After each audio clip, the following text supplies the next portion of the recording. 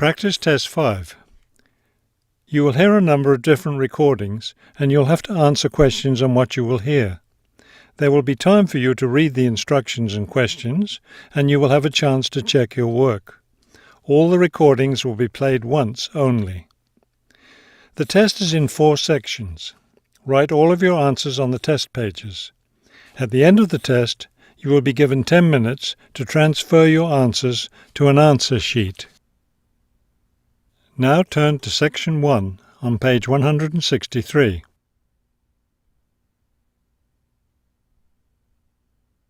Section 1. You will hear a woman booking a bicycle tour over the phone.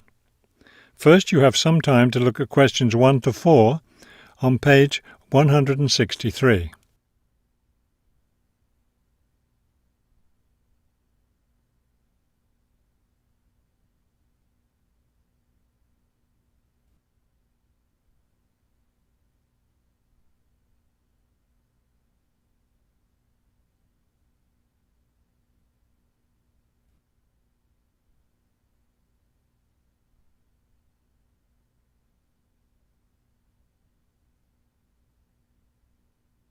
You will see that there is an example that has been done for you. On this occasion only, the conversation relating to this will be played first. Global bicycle tours. May I help you? Yes, thank you. I'd like to sign up for a bicycle tour. The man answers the phone. Global bicycle tours. So the word global has been written at the top of the form. Now we shall begin. You should answer the questions as you listen, because you will not hear the recording a second time. Listen carefully and answer questions 1 to 4. Global bicycle tours. May I help you? Yes, thank you. I'd like to sign up for a bicycle tour. Which tour were you interested in? We have the River Valley tour coming up in June and the mountain tour in July. The River Valley tour is in June. I thought it was in May. It actually takes place the first week of June. Oh, I see. Well, I can still do that. The River Valley tour is the one I want. Splendid. Just let me take your information. May I have your name, please? Carla Schmidt. That's Carla with a K, not a C. K-A-R-L-A. Thank you, Ms. Schmidt. Address? Do you need a street address, or can I give you my post office box? A post office box is fine. It's P.O. Box 257, Manchester. Thank you. OK, next. Will you be bringing your own bicycle, or do you want to rent one from us? I'll bring my own. Excellent. Now, we provide all the meals, so we need to know if you have any dietary restrictions. I don't think so. What do you mean? I mean, if there's any food you can't eat. Some people have food allergies or are vegetarian or have to avoid dairy products, things like that. Oh, I see. Well, yes, I'm a vegetarian. I never eat meat.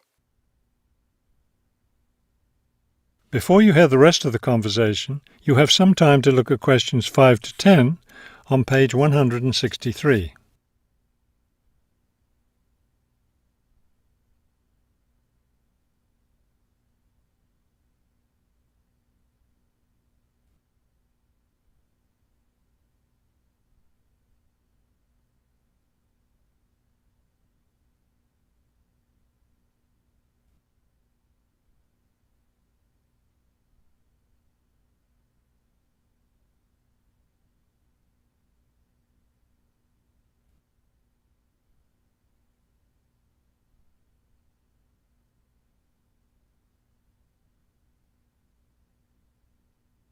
Now listen and answer questions 5 to 10.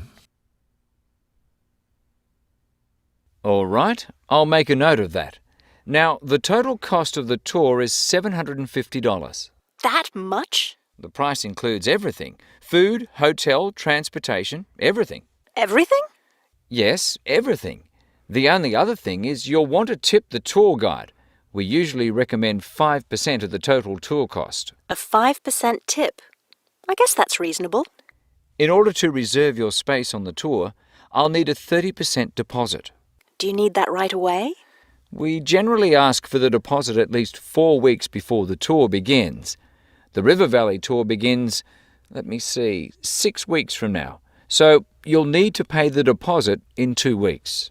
I think I can do that. I wonder if you could tell me something. How will our luggage be transported? Do we carry it on our bicycles?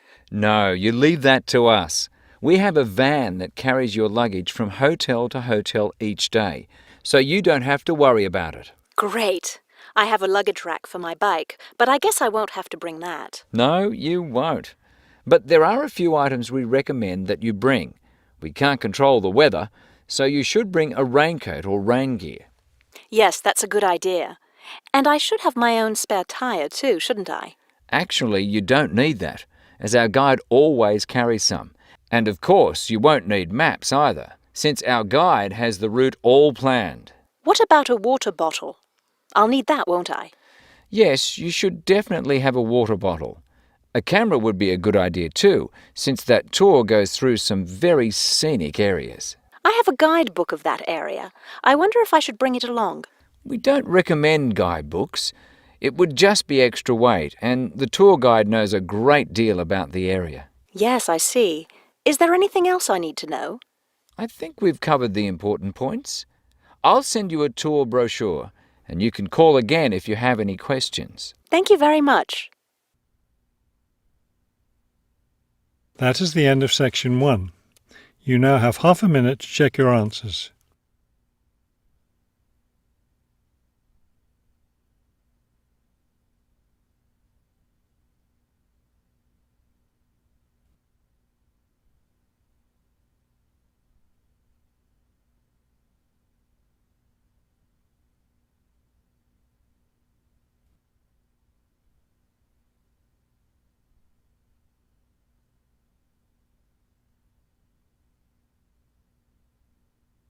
Now turn to section 2 on page 164.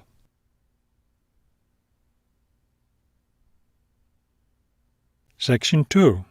You will hear a tour of a newly renovated health club. First, you have some time to look at questions 11 to 15 on page 164.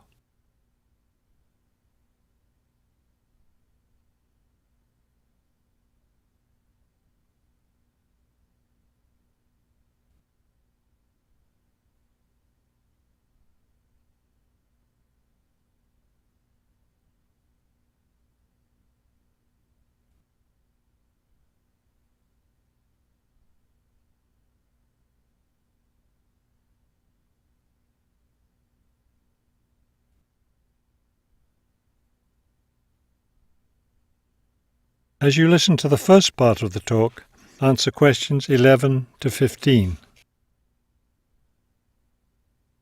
Thank you all for coming to see the new renovations to the Hartford Health Club. I know you'll be as pleased as I am to see the wonderful results of our months of hard work to improve the club and bring you the best facilities ever. We'll begin in here with the swimming pool. You'll notice the new colour of the adult pool, a lovely cool green. Now walk over here and look at the children's pool. It's the same green, but as you see, with brightly coloured sea creatures painted everywhere. Both of the pools needed painting, not only for maintenance, but I think the new colour greatly improves the atmosphere of this part of the club. Next, let's take a look at the locker rooms. Don't worry, there's no one using them just now. Doesn't it feel roomy in here? We've expanded both the men's and women's locker rooms, so now they'll be much more comfortable to use. There are bigger lockers, a good deal more room in the dressing area, and more places to store extra towels and equipment. Be careful as you walk through here. The floor's just been polished and may be a bit slippery. Let's go up to the exercise room next. Here, you'll notice a new floor. Walk on it. Doesn't that feel comfortable?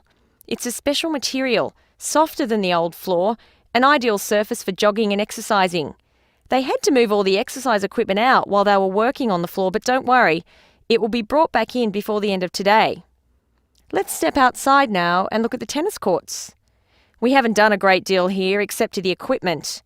We replaced all the nets and the ball throwing machine. Otherwise, everything is the same as it was before. Let's walk down this hallway, and here we are at the club store in its new location. We thought here by the entrance was a better place for it than where it used to be by the swimming pool. But it still has all the same items for sale, sports equipment and clothes in the club colours.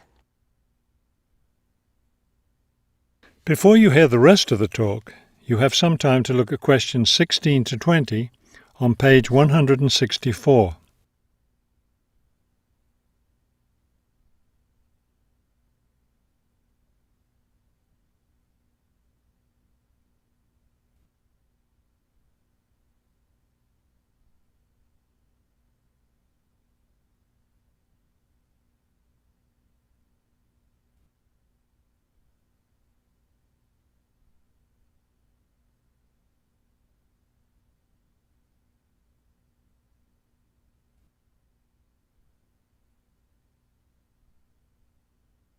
Now listen and answer questions 16 to 20.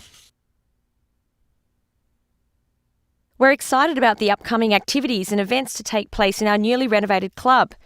Now that the pools are ready for use again, swimming lessons will begin tomorrow for both adults and children. If you haven't signed up yet, you can stop by the office before you leave today and put your name on the list. If you're a tennis player, you'll be interested to hear about the tennis competition coming up on Wednesday. Players from different clubs all over the region will be participating. If you'd like to watch the event, tickets are available in the office. Also, I want to be sure you all know you're invited to our club party coming up next weekend. We're celebrating the completion of the renovation work, and we have a lot to celebrate. The entire renovation project was finished in just 9 months. That's 3 months less than the 12 months we'd originally planned on. We're proud of that, and proud that we came in under budget too. Because we've had such good results with this project, we're already planning the next one. We already have 2 indoor pools, and next year we plan to install an outdoor pool right next to the tennis courts. Details of these plans will be made available to all club members soon.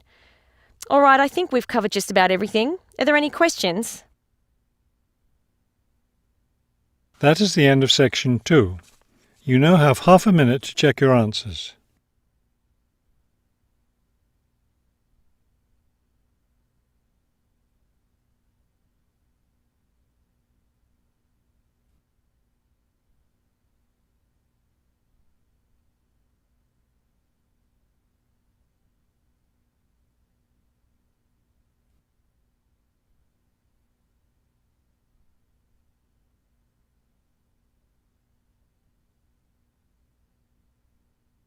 Now turn to section 3 on page 165.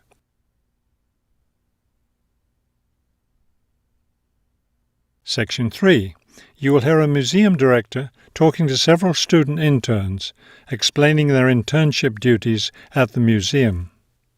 First, you have some time to look at questions 21 to 25 on page 165.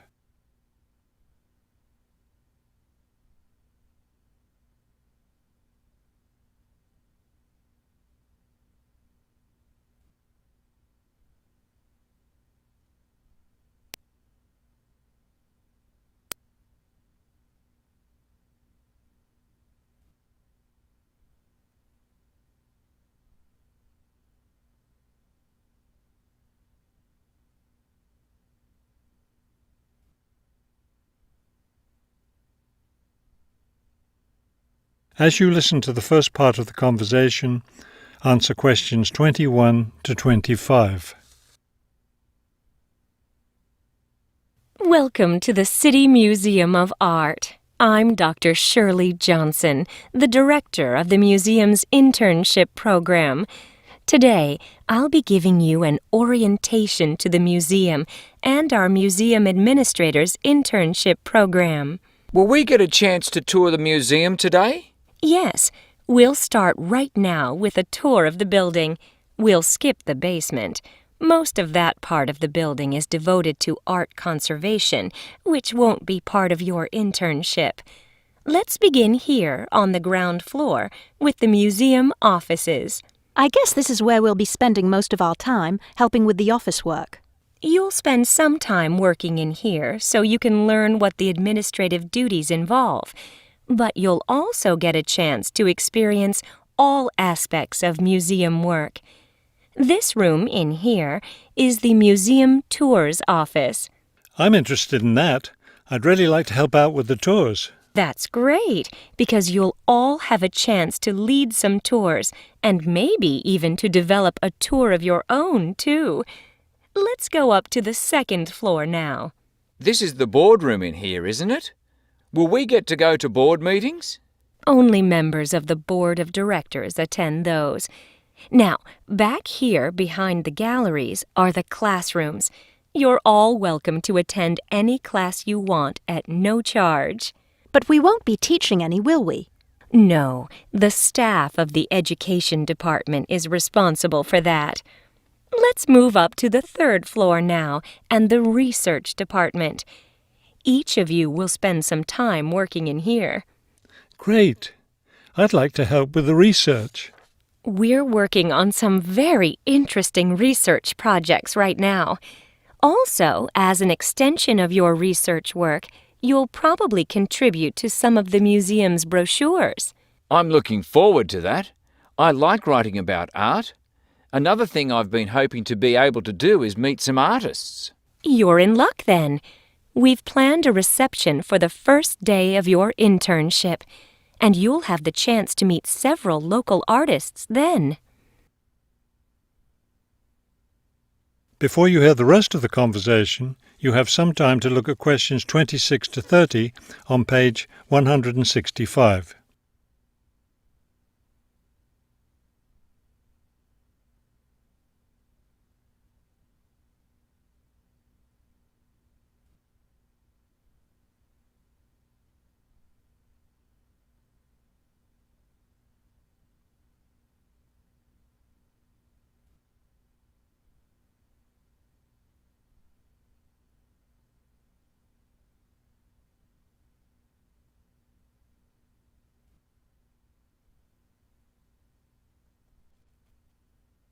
Now listen and answer questions 26 to 30.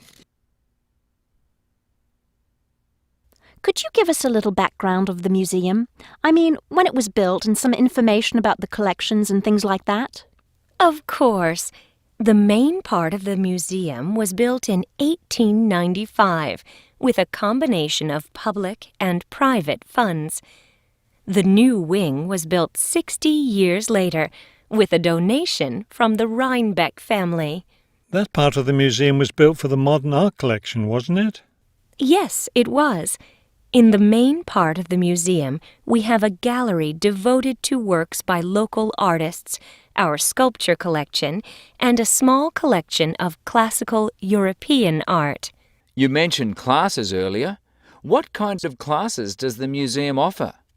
In our adult education program, we offer a series of art history classes, and for children, we have a program of arts and crafts workshops. You can get a brochure from the office that will give you more information. I saw a lot of chairs set up in the main hall. What are those for? Those are there for tonight's musical performance. We offer a weekly concert series during the fall and winter, and of course, all of you are welcome to attend. Now, if there are no more questions, let's step into my office and I'll show you your schedules. That is the end of section 3. You now have half a minute to check your answers.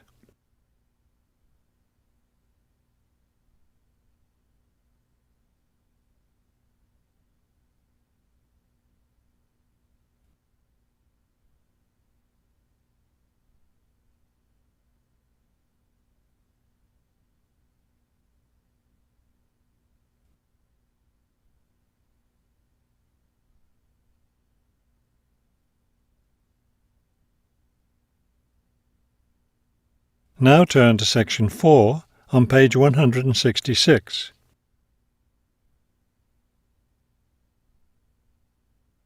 Section 4. You will hear a lecture about the history of the tomato. First, you have some time to look at questions 31 to 35 on page 166.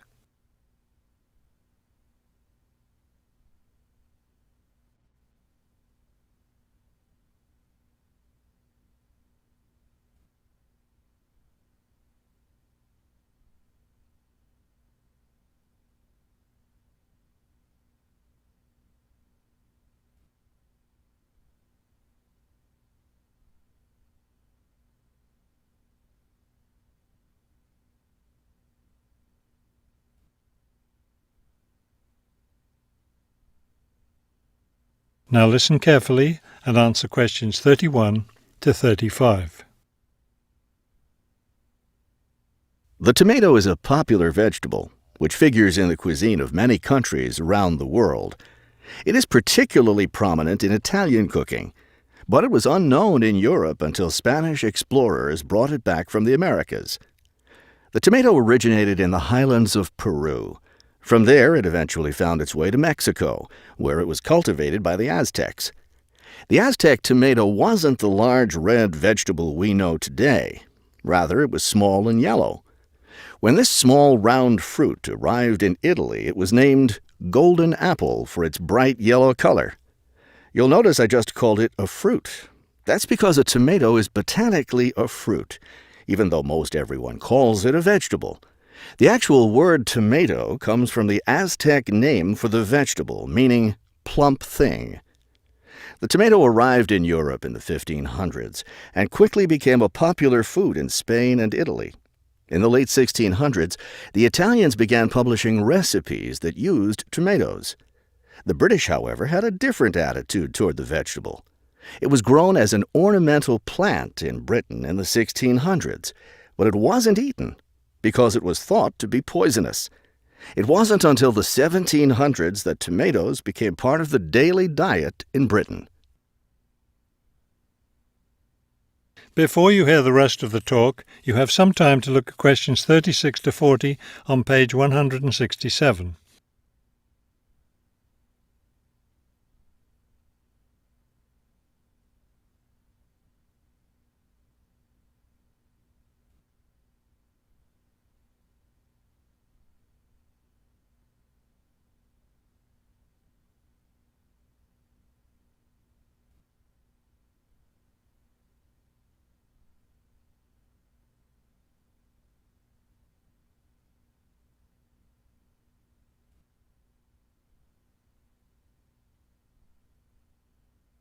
Now listen carefully and answer questions 36 to 40. In the United States, tomatoes were also used as ornamental plants rather than as food for a long time. This attitude began to change in the 1800s. In 1806, a gardener's calendar mentioned that tomatoes could be used to improve the flavor of soups and other foods. Thomas Jefferson did much to enhance the tomato's reputation as a food. He first served tomatoes to visitors at his home in Virginia in 1809. Then in 1820, a man named Robert Gibbon Johnson decided it was time to discard once and for all the idea that tomatoes were poisonous. To prove his point, he ate 1 kilo of ripe red tomatoes in public. 2,000 people gathered to watch this feat, which took place on the steps of the courthouse in Salem, Massachusetts. Amazingly enough, Johnson survived this stunt. The popularity of the tomato as a food began growing rapidly. Soon people all around the country were eating tomatoes. By the 1830s, American newspapers and magazines were publishing thousands of tomato recipes. However, all those recipes involved using tomatoes in some cooked form. Tomato salads and sandwiches were still unknown. It wasn't until a century later in the 1930s that it became popular for people to eat raw tomatoes. That is the end of section 4. You now have half a minute to check your answers.